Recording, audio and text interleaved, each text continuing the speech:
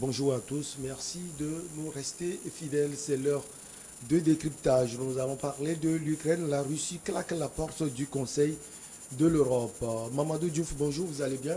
Bonjour Michel.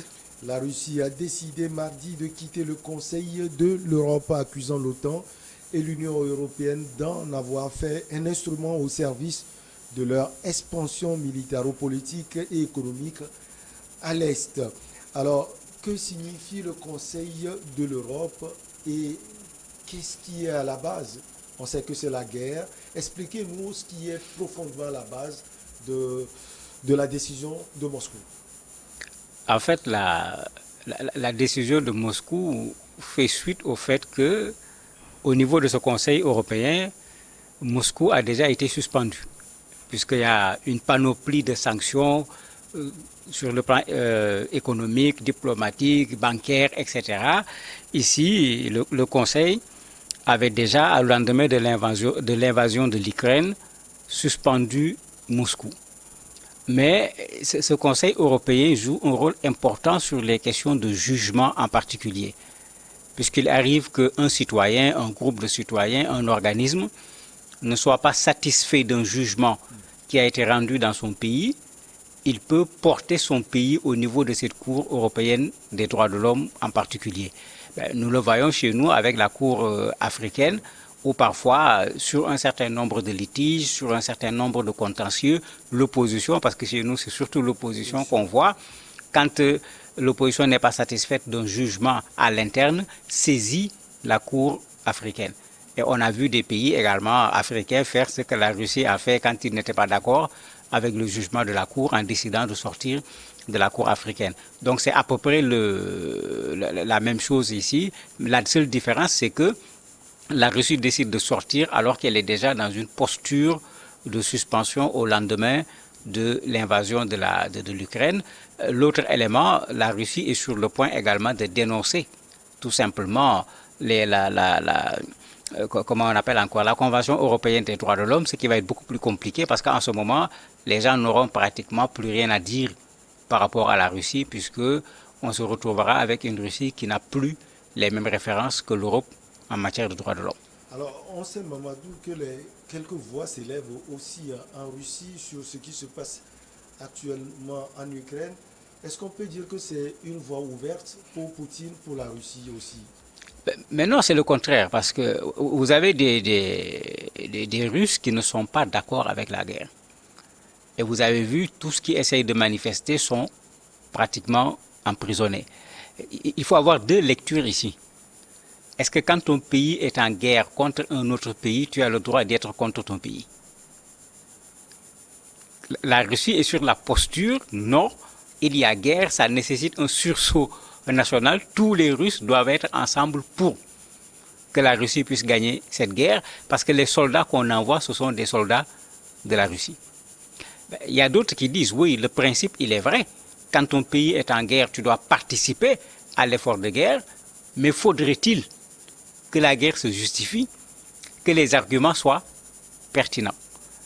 Et vous avez ceux-là qui disent non, les arguments ne sont pas pertinents et qui marquent leur opposition au fait que la Russie ait déclenché cette guerre au niveau de l'Ukraine.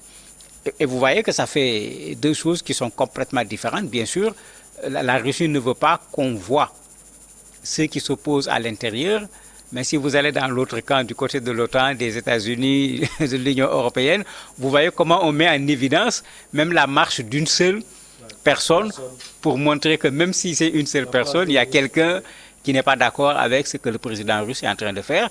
D'autant que quand vous regardez ce qu'ils font, ils sont en train de travailler, les Russes, à faire tomber le président Poutine.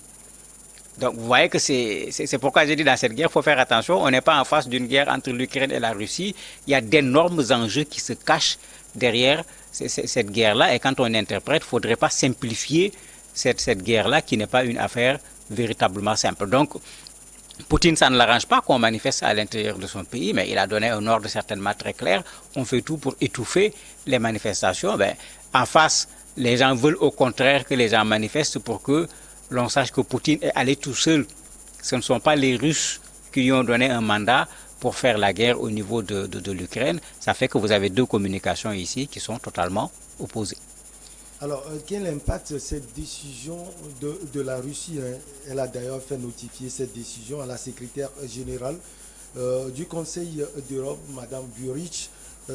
Alors, quel impact cela peut avoir, non seulement sur la Russie, mais également sur l'Union européenne? Ben, sur l'Union européenne, le premier impact, c'est que faut pas oublier qu'avant la Russie, c'est l'URSS qui était là. On avait des référents différents en matière de droit. Du côté occidental, pour ne pas dire ouest, c'était le droit de l'individu qui primait. Du côté est, c'était plutôt le droit de la communauté qui primait. Et ça faisait que les deux référents n'étant pas les mêmes, quand vous posiez une question, les approches, les solutions, les résolutions ne pouvaient pas être les mêmes puisque les points de départ n'étaient pas du tout les mêmes. Il est important de le dire. Maintenant, les Russes, je parle des populations, ces populations vont avoir des difficultés parce que puisque la Russie a dénoncé aujourd'hui cet accord, mais il est clair que quand un Russe aura des problèmes avec la justice russe, si ce citoyen n'est pas satisfait, s'il veut aller à la Cour européenne des droits de l'homme, ben, on va trouver qui là-bas? La Russie n'est plus concernée par des décisions qui vont pouvoir être prises par la Cour européenne des droits de l'homme. Sur ce plan-là, c'est plutôt Poutine qui risque de gagner parce que cette Cour s'est beaucoup prononcée, par exemple, sur le cas de Navalny, Alexei. L'opposant. Voilà. Et plusieurs fois, la Cour est allée à l'encontre de ce que l'État russe avait décidé. La Cour également a plein de dossiers qui concernent la Russie. Ils disent que même à peu près 24% des dossiers concernent la Russie. Donc pour Poutine, en fait, c'est comme si on lui enlève une épine du pied quand il parvient à quitter les injonctions, les lois de la Cour européenne des droits de l'homme. Alors, quand Poutine ou bien la Russie dit que les Occidentaux mettent ce Conseil d'Europe au service de leur expansion militaro-politique, qu'est-ce qu'il veut dire? Qu'est-ce qu'elle veut dire, je disais tout à l'heure qu'il y a 24% des dossiers qui viennent de la Russie. Mais j'ai cité le cas de Navalny. Navalny est un opposant politique. Mais quand la Russie considère qu'on l'a condamné pour des raisons juridiques, la Cour européenne considère que les raisons juridiques ne valent pas. Et quand les raisons juridiques ne sont pas valables, cela veut dire qu'il a été condamné pour des raisons politiques. Et en droit, on ne condamne pas quelqu'un pour des raisons politiques. Mais ça n'arrange pas Poutine. Et c'est valable également pour un certain autre nombre de Russes. Ici, c'est pourquoi il parle de politique. Ben, l'économique, on l'a déjà vu, il y a déjà un certain nombre de sanctions qui sont prises après l'invasion de la Russie. Mais même avant ces sanctions, il y avait déjà un contentieux entre, de façon générale, l'OTAN et la Russie. Il parle maintenant de cette situation actuelle où, quand vous regardez ce qui se passe, il y a comme une campagne à l'échelle mondiale pour endiguer, isoler la Russie, sortir la Russie d'un certain nombre de systèmes sur le plan financier et économique. Ils ne l'ont pas encore totalement réussi parce qu'il y a des pays encore qui n'ont pas suivi ce que l'OTAN propose pour pouvoir créer des problèmes à la Russie à cause de la guerre en Ukraine. Est-ce qu'on ne peut pas aussi dire que la Russie a préféré prendre les devants et annoncer elle-même qu'elle claquait la porte avant de subir l'humiliation d'une exclusion? Oui, ça c'est la guerre de communication à laquelle on assiste depuis le début de cette situation de crise. Chacun est en train de tirer la couverture de son côté. Vous voyez ce que la Russie dit? La Russie va même jusqu'à les accuser de s'impliquer dans des questions intérieures à la Russie. Pour leur dire en quelque sorte ce qui se passe à l'intérieur de la Russie, laissez-nous gérer, il y a des choses qui ne vous regardent pas. Un peu la position que la Chine prend de façon générale, quelles que soient les questions que l'on voit sur le plan international. Mais la véritable raison, c'est qu'aujourd'hui, l'OTAN, l'Union européenne de façon générale, les États-Unis, sont en véritable campagne contre Poutine en particulier et toutes les politiques de Poutine. Et ça fait qu'il est dérangé effectivement par le fait que Sur le plan militaire, l'opération n'est pas encore terminée.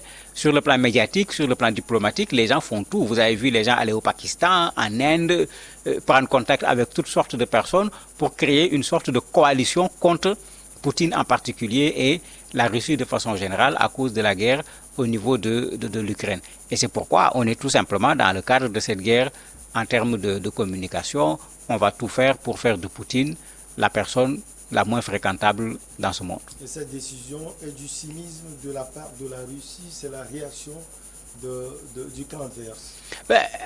Ils ont suspendu la Russie. En suspendant la Russie, s'ils prennent une décision, la décision va être appliquée où? Où est-ce qu'on va appliquer la décision? Poutine a préféré, lui, se libérer tout simplement de quelque chose qu'il considère comme un carcan, puisqu'à chaque fois que des jugements sont faits chez lui, quand on les transfère dans cette cour, le jugement a plutôt tendance à être remis en cause. On les accuse de ne pas respecter les droits de l'homme, de ne pas respecter les droits des prisonniers. Combien de fois le problème s'est posé avec Navalny? Mais Poutine profite d'une situation, lui également, pour se libérer d'un carcan qui l'empêche, quand il y a des jugements dans son pays, de pouvoir tout simplement en faire quelque chose qu'on applique au lieu d'avoir encore à répondre à la Cour européenne. Est-ce que vous pensez qu'en retour, c'est la Russie qui met finalement la pression sur l'Union européenne? Une pression, non. On ne peut pas parler de pression par rapport à la Cour européenne. Sur le plan militaire, oui. Il y a véritablement une pression parce que, avec tout ce que les gens avaient dit avant la guerre, aujourd'hui, vous voyez l'attitude pendant plusieurs jours du président Zelensky et même des Ukrainiens ont dit tout le temps à l'Union européenne, mais qu'est-ce que vous attendez? Venez nous aider, venez nous protéger. Il faut empêcher les avions russes de survoler l'espace aérien de l'Ukraine. Sur ce plan, effectivement, il met une véritable pression sur l'Union européenne et les gens ne veulent pas répondre sur le plan militaire. Ils ouvrent leurs frontières, ils accueillent les réfugiés. Tout ce que vous voyez, ce n'est pas gratuit. Chacun veut donner la meilleure image par rapport à une crise où il est clair que tous ont une responsabilité dans la crise en Ukraine, mais chacun veut faire tout pour que l'autre soit le seul responsable de la crise. Merci beaucoup à vous, Mamadou Diouf. On va marquer une petite pause et derrière on reçoit Maître Éric Emmanuel Sosa.